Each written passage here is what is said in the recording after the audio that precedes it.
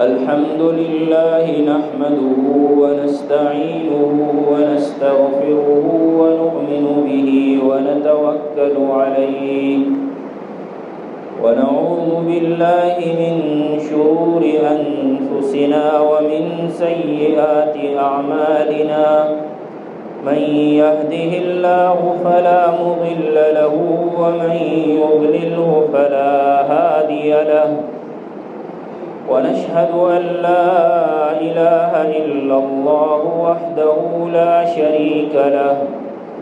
ونشهد أن سيدنا وحبيبنا ومولانا محمدا عبده ورسوله صلى الله تبارك وتعالى عليه وعلى آله وأصحابه أجمعين وبارك وسلم تسليما كثيرا كثيرا أما بعد فأعوذ بالله من الشيطان الرجيم بسم الله الرحمن الرحيم ووصينا الإنسان بوالديه حسنا وإن جاهداك لتشرك بي ما ليس لك به علم فلا تطعهما إلي مرجعكم فأنبئكم بما كنتم تعملون وقال رسول الله صلى الله عليه وسلم أكبر الكبائر الإشراك بالله وعقوق الوالدين وقتل النفس وشهادة الزور آمنت بالله صدق الله مولانا العظيم وصدق رسوله النبي الكريم ونحن على ذلك من الشاهدين والشاكرين والحمد لله رب العالمين. میرے محترم بزرگوں اور عزیز ساتھیوں، والدین کے حقوق کے بارے میں کچھ باتیں گزشتہ جمعے عرض کی تھیں. والدین کا انسان کے اوپر کتنا بڑا حق ہے اور والدین کی خدمت اور ان کی فرما برداری اور اطاعت کرنے میں اللہ تعالیٰ نے کتنا اجر و ثواب رکھا ہے. یہ قرآن کریم اور احادیث رسول اللہ صلی اللہ علیہ وسلم سے بالکل واضح اور بار بار بیان کیا گیا ہے. حدیث میں آتا ہے کہ ایک شخص نبی کریم صلی اللہ علیہ وسلم کے پاس یمن کے علاقے سے آیا. اس نے یہ کہا کہ یا رسول اللہ ابایعک علی الہجرۃ والجہاد فی سبیل اللہ، کہ میں آپ کے ہاتھ پر ہجرت اور اللہ کے راستے میں جہاد کرنے پر بیعت کرتا ہوں، اور آپ مجھے اجازت دیں کہ میں آپ کے ساتھ جہاد میں شریک ہو جاؤں. حضور صلی اللہ علیہ وسلم نے اس سے یہ پوچھا کہ احی والداک، کہ کیا تیرے والدین زندہ ہیں؟ تو اس نے یہ کہا کہ جی ہاں وہ زندہ ہیں. تو حضور صلی اللہ علیہ وسلم نے فرمایا کہ کیا تو اللہ سے اجر و ثواب چاہتا ہے؟ تو اس نے کہا کہ جی ہاں یا رسول اللہ. تو آپ صلی اللہ علیہ وسلم نے فرمایا ففیہما فجاہد، تو جا کر اپنے والدین کی خدمت کر کے ہی جہاد کر. تو اس حدیث سے معلوم ہوا کہ والدین کی خدمت جہاد فی سبیل اللہ سے بھی افضل ہے. اور جہاد بھی عام جہاد نہیں، انسان کسی اور کے ماتحت جہاد کرے اس میں تو شک اور شبہ بھی ہو سکتا ہے کہ پتہ نہیں یہ صحیح کر رہا ہے یا غلط کر رہا ہے. وہ جہاد بھی وہ تھا جو امام الانبیاء محمد الرسول اللہ صلی اللہ علیہ وسلم کے ماتحت جہاد ہو رہا تھا، کہ جس کے برحق ہونے میں ذرہ برابر شبہ نہیں تھا. لیکن آپ صلی اللہ علیہ وسلم نے اس کو فرمایا کہ میرے ساتھ جہاد پر جانے سے تیرے لیے افضل یہ ہے کہ جا کر والدین کی خدمت کر، اس میں تیرے لیے زیادہ اجر و ثواب ہے۔ اور ایک اور روایت میں یہ آتا ہے کہ ایک شخص نبی کریم صلی اللہ علیہ وسلم کے پاس آیا اور آپ صلی اللہ علیہ وسلم سے جہاد فی سبیل اللہ کی اجازت مانگی، اور فخریہ طور پر اس نے یہ کہا کہ یا رسول اللہ، میں آپ کے پاس اس حال میں آیا ہوں کہ میں اپنے پیچھے اپنے والدین کو روتا ہوا چھوڑ کر آیا ہوں۔ گویا کہ وہ یہ سمجھ رہے تھے کہ یہ میں ایک قربانی پیش کر رہا ہوں کہ والدین کو رلاتا ہوا چھوڑ کر آیا اور آپ کے پاس آ کر آپ کے ساتھ جہاد کرنا چاہتا ہوں۔ مجھے والدین کی پرواہ نہیں ہے، آپ کے ساتھ جہاد مجھے زیادہ پسند ہے۔ تو حضور صلی اللہ علیہ وسلم سے اجازت مانگی۔ حضور صلی اللہ علیہ وسلم نے ان کو فرمایا ارجع، واپس چلے جاؤ، تمہیں ہمارے ساتھ جانے کی اجازت نہیں ہے۔ اور فرمایا وَأَضْحِكْهُمَا كَمَا أَبْكَيْتَهُمَا، جیسے تو نے اپنے والدین کو رلایا تو ایسے ہی جا کر ان کو راضی کر اور ان کو ہنسا، ان کو خوش کر، یہ تیرے لیے حکم ہے، میرے ساتھ جہاد میں جانے کی تجھے اجازت نہیں ہے۔ تو جہاد فی سبیل اللہ یہ بہت عظیم عمل حضور صلی اللہ علیہ وسلم نے اور قرآن کریم میں اللہ سبحانہ و تعالیٰ نے اس کی اتنی ترغیب دی ہے، لیکن فرمایا کہ دین اصل میں اللہ کے حکم کو پورا کرنے کا نام ہے۔ اپنا شوق پورا کرنا یا اپنے جذبے اور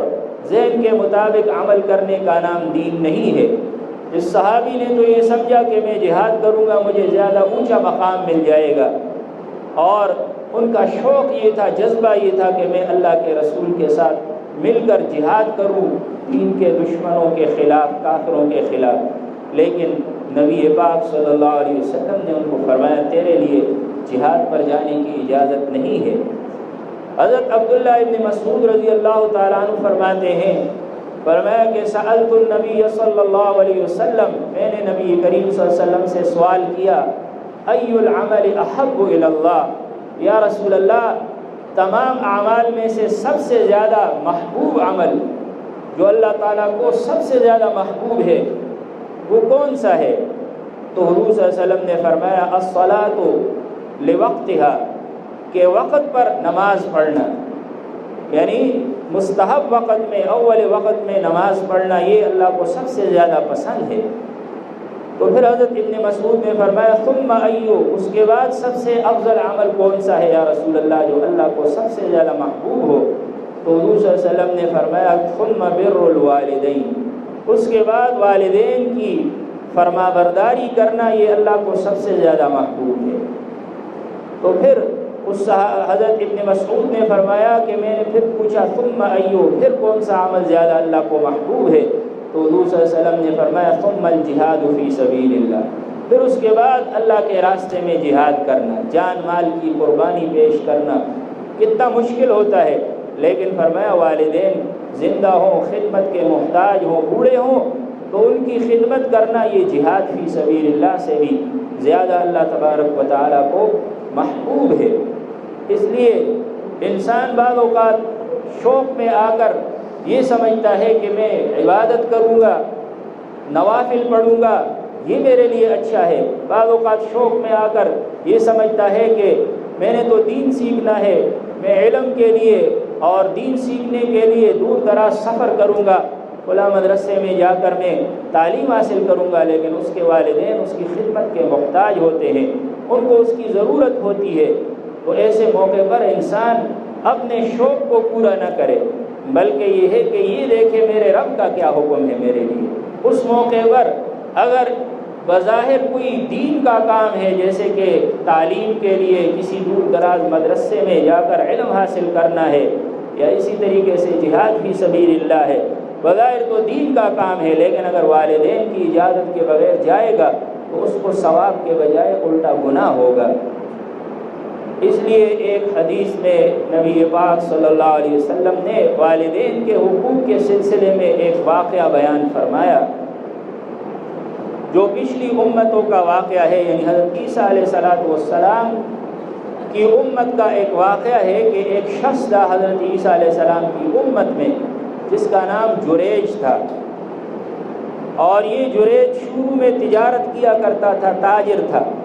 تجارت کرتے ہوئے کبھی نفع ہو جاتا تھا، کبھی پھر نقصان ہو جاتا تھا۔ تو اس نے یہ کہا کہ یہ کیسی تجارت ہے، آج نفع ہو رہا ہے، کل پھر نقصان ہو جاتا ہے اور حساب برابر ہو جاتا ہے۔ میں ایسی تجارت کروں گا کہ جو اس سے زیادہ بہتر ہوگی۔ چنانچہ اس نے ایک عبادت خانہ اپنے لیے بنا لیا، آبادی سے دور عبادت خانہ بنا لیا، اور وہاں وہ اللہ کی عبادت کیا کرتا تھا، نوافل پڑھتا تھا، عبادت کے اندر مشغول رہتا تھا۔ ایک مرتبہ وہ اسی عبادت کے اندر مشغول تھا،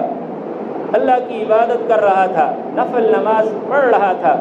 اتنے میں اس کی ماں آئی وہاں، اور اس کی ماں نے عبادت خانے کے باہر سے اس کو آواز دی کہ یا جریج انا امک، کہ اے جریج میں تیری ماں ہوں۔ اب یہ نماز پڑھ رہا ہے، اس نے دل میں سوچا کہ اللہم امی و صلاتی، اے اللہ میں کیا کروں، ایک طرف میری ماں ہے اور دوسری طرف نماز ہے، تو میں نماز کو جاری رکھوں یا اپنی ماں کے پاس جاؤں؟ چنانچہ اس نے یہ فیصلہ کیا کہ میں نماز پڑھوں گا، ماں اگرچہ بلاتی ہے لیکن نماز میرے لیے زیادہ ضروری ہے۔ تو نماز پڑھنے لگا، اور اسی طرح اس کی ماں واپس چلی گئی۔ دوبارہ پھر اس کی ماں آئی اور اس نے دوبارہ اپنے بیٹے کو باہر سے آواز دی اور کہا کہ یا جریج، اے جریج میں تیری ماں ہوں، میں تیرے ساتھ بات کرنا چاہتی ہوں، تو میرے ساتھ کیوں نہیں بولتا؟ وہ نماز پڑھ رہا تھا۔ پھر اس نے کہا کہ یا اللہ میری ماں اور میری نماز، میں اس میں کیا کروں؟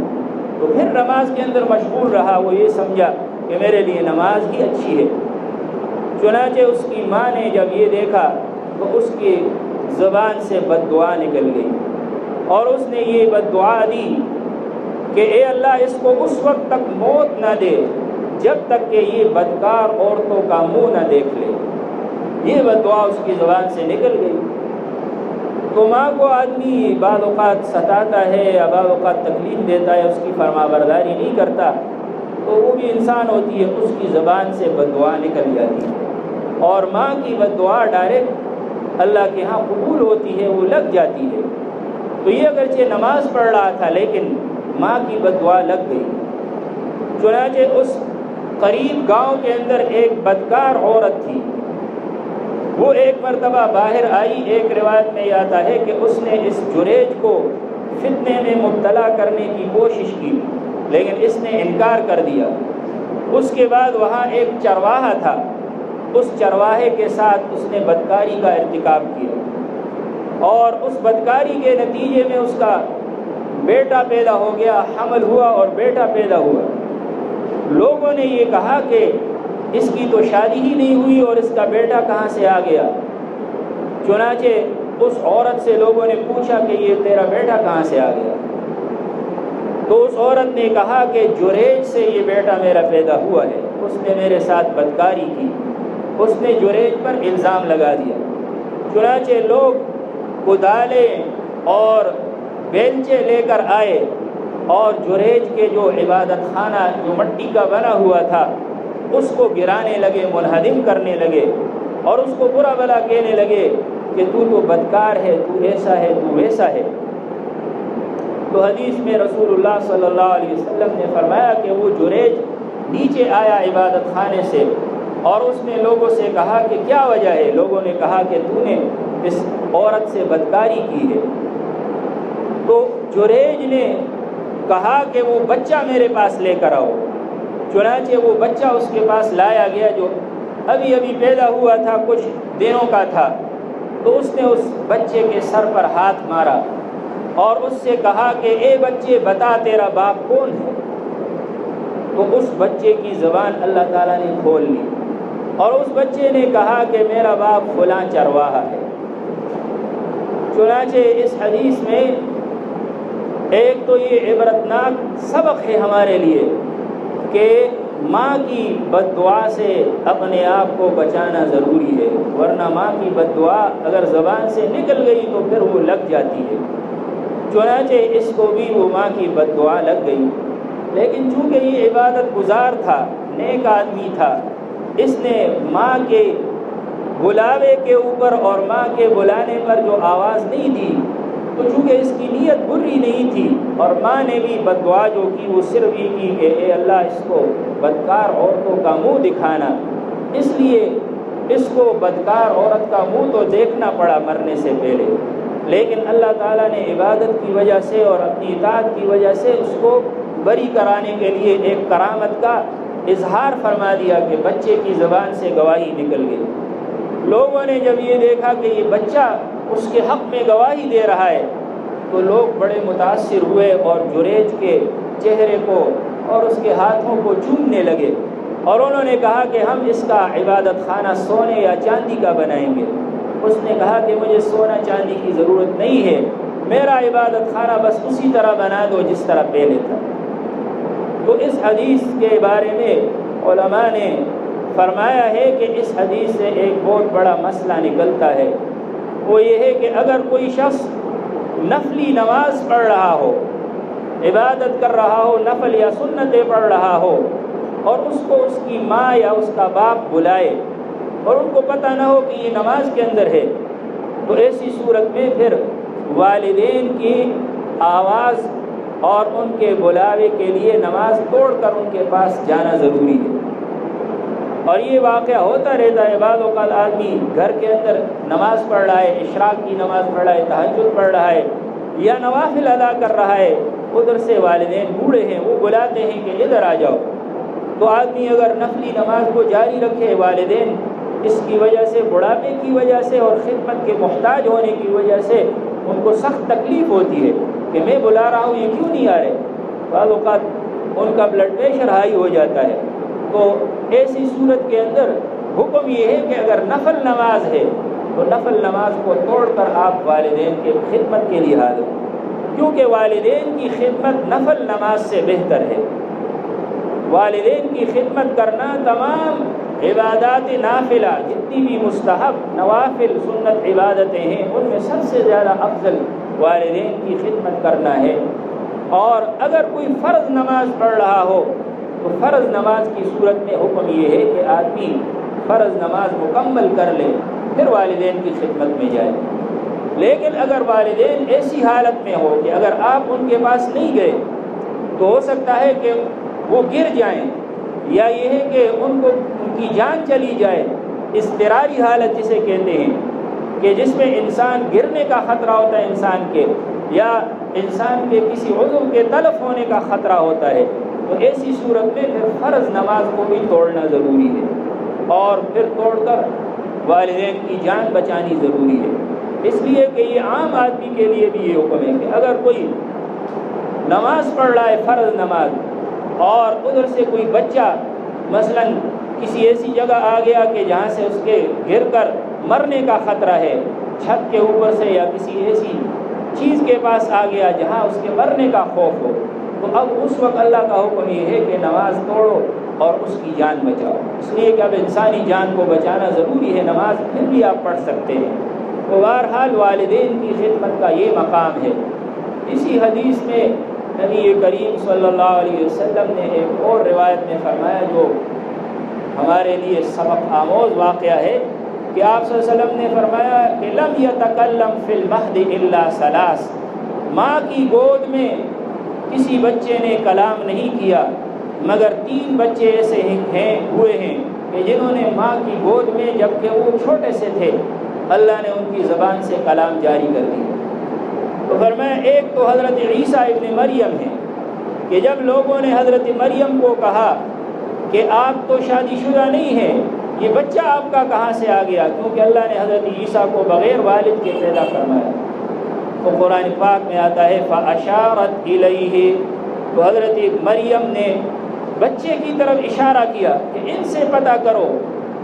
تو انہوں نے کہا قَالُوا كَيْفَ نُكَلِّمُ مَنْ كَانَ فِي الْمَهْدِ صَبِيًّا، انہوں نے کہا کہ ہم ماں کے گود میں پنگوڑے میں چھوٹے سے بچے سے کیسے بات کریں، لیکن وہ بچہ بھی معمولی بچہ تو نہیں تھا، اللہ کا نبی تھا، اللہ نے اس کو معجزے کے طور پر پیدا فرمایا تھا۔ تو حضرت عیسیٰ علیہ السلام نے پنگوڑے سے یہ کہا، قال انی عبد اللہ، فرمایا میں اللہ کا بندہ ہوں، آتانی الکتاب وجعلنی نبیا، اللہ نے مجھے کتاب عطا فرمائی ہے اور مجھے اللہ نے اپنا نبی بنایا ہے۔ تو ایک تو حضرت عیسیٰ علیہ السلام تھے، انہوں نے ماں کی گود میں یہ بات فرمائی، اور دوسرے فرمایا صاحب جریج تھے، یہ جو جریج عبادت گزار تھا جس پر الزام لگا، تو اس نے بچے کے سر پر ہاتھ رکھ کر کہا اور اس کو کہا کہ بتا تو کس کا بیٹا ہے؟ اس نے یہ کہا کہ میں فلاں چرواہے کا بیٹا ہوں۔ اور تیسرا فرمایا حضور صلی اللہ علیہ وسلم نے کہ ایک بچہ اپنی ماں کے گود میں ماں کا دودھ پی رہا تھا، اس دوران وہاں سے ایک شاہ سوار آدمی، گھوڑے پر سوار آدمی بڑا تکبر کے ساتھ اور کر و فر کے ساتھ گزرا، تو اس کی ماں نے یہ دعا کی کہ اے اللہ میرے اس بچے کو بھی اسی طرح بنا دے۔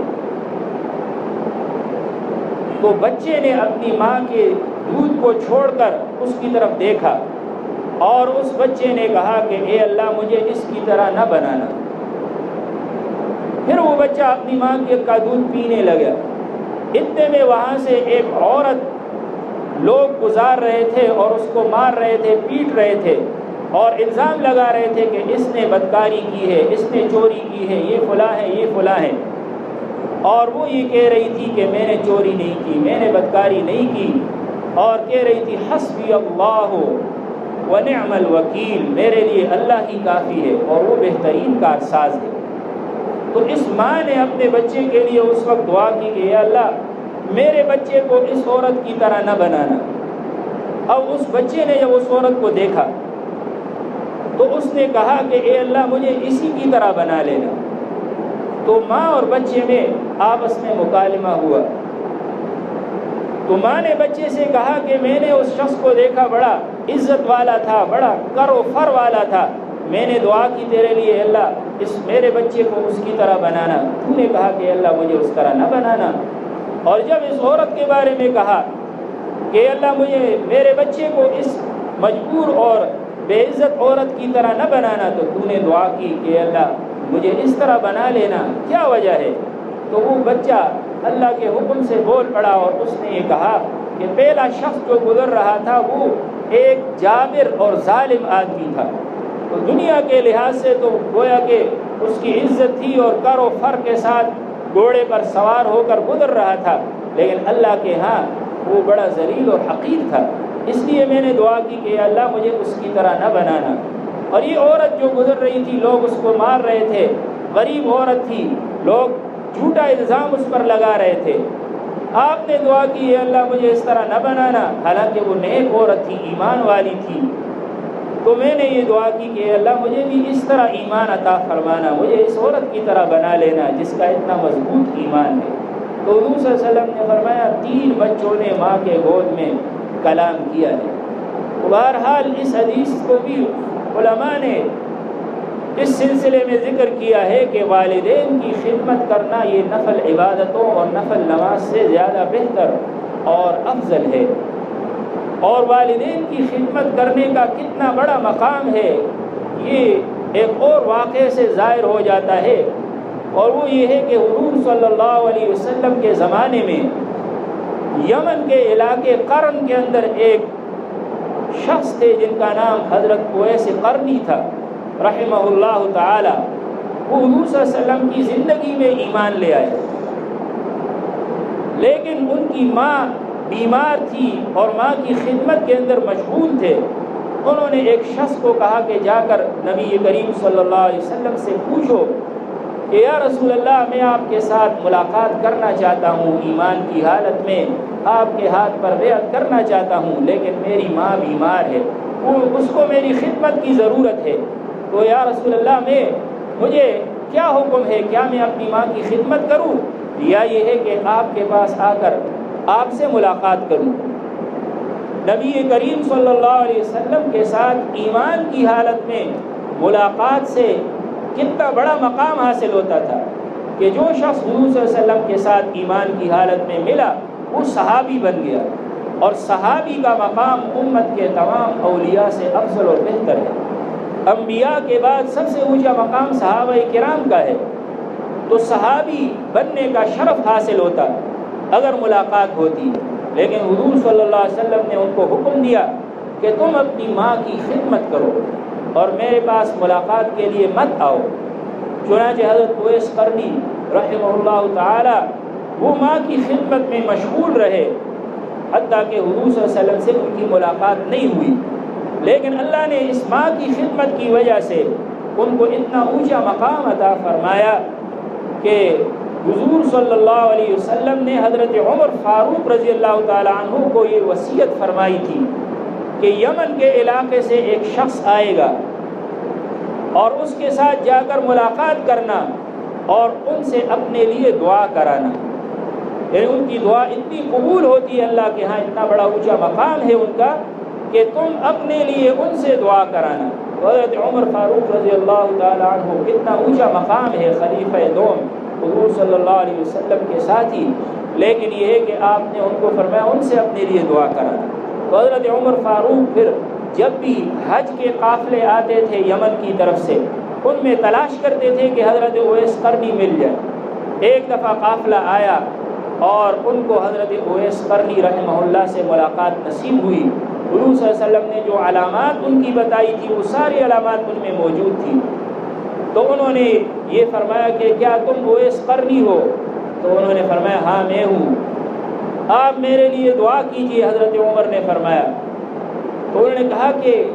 آپ خلیفہ اور امیر المومنین مجھے کہہ رہے ہیں کہ میرے لیے دعا کریں، کیا وجہ ہے؟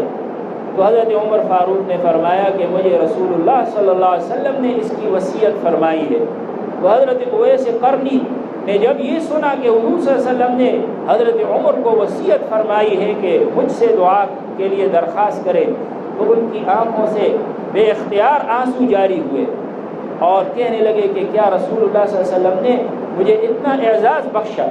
تو یہ اعزاز کیوں کر ملا؟ اس لیے کہ اپنے ماں کی خدمت کی تھی انہوں نے۔ اس لیے ماں کی خدمت اور والد کی خدمت، والدین کی خدمت کو انسان غنیمت سمجھے، اور جس کو والدین کا سرمایہ مل گیا ہے اس کو وہ اپنے لیے جنت کا ایک دروازہ سمجھے۔ حدیث میں آتا ہے کہ حضور صلی اللہ علیہ وسلم سے ایک شخص نے پوچھا کہ یا رسول اللہ ما حق الوالدین علیہ، کہ والدین کا مجھ پر کیا حق ہے؟ تو حضور صلی اللہ علیہ وسلم نے ان کو فرمایا کہ تیرے والدین یا تو تیرے لیے جنت ہیں اور یا تیرے لیے جہنم ہے، یعنی اگر والدین کی خدمت کر کے اطاعت کر کے تو دنیا کے اندر ان کو راضی رکھے گا تو وہ تیرے لیے جنت ہیں، اور اگر تو ان کو ناراض کرے گا اور ان کی نافرمانی کرے گا تو یہ تیرے لیے جہنم ہے۔ اسی لیے حضور صلی اللہ علیہ وسلم نے فرمایا کہ اکبر الکبائر، تمام کبیرہ گناہوں میں سے سب سے بڑے بڑے جو کبیرہ گناہ ہیں وہ یہ ہیں الاشراک باللہ، اللہ کے ساتھ کسی کو شریک بنانا۔ دوسرا فرمایا حقوق الوالدین، والدین کی نافرمانی کرنا، یعنی جائز امر میں اگر والدین کوئی حکم کرے کہ اس طرح کرو اور وہ جائز چیز ہو تو ان کی اطاعت فرض ہے، اور ان کی نافرمانی یہ حقوق کہلاتی ہے۔ فرمایا یہ سب سے بڑا گناہ ہے دوسرے نمبر پر۔ اور تیسرے نمبر پر فرمایا قتل النفس، کسی نفس کو ناحق قتل کرنا، یہ سب سے بڑا گناہ ہے تیسرے نمبر پر۔ اور چوتھے نمبر پر فرمایا شہادت الزور، جھوٹی گواہی دینا، یہ سب سے بڑا گناہ ہے۔ تو بہرحال والدین کا ہم پر بہت بڑا حق ہے۔ اللہ سبحانہ و تعالی ہم سب کو اس کی توفیق عطا فرمائے کہ ہم والدین کے حقوق ادا کریں۔ وآخر دعوانا